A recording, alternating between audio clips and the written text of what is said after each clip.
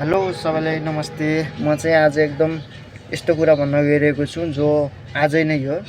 एकजना मृतकलाई लगेर गएको हेलिकप्टर दुर्घटनामा परेको छ खोटाङ।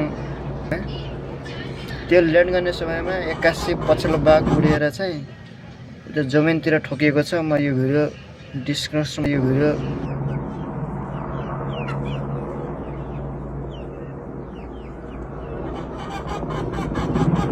ला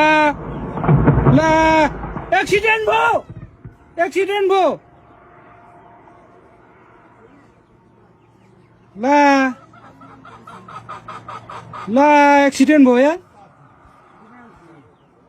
मान्छे पो थियो मरेनन् ला ठोक्यो हेली भित्तामा ठोक्यो ला उ त मुन्टे भाँच्यो ऊ मुन्टो मान्छे भाँच्यो करायो ला करायो भाँच्यो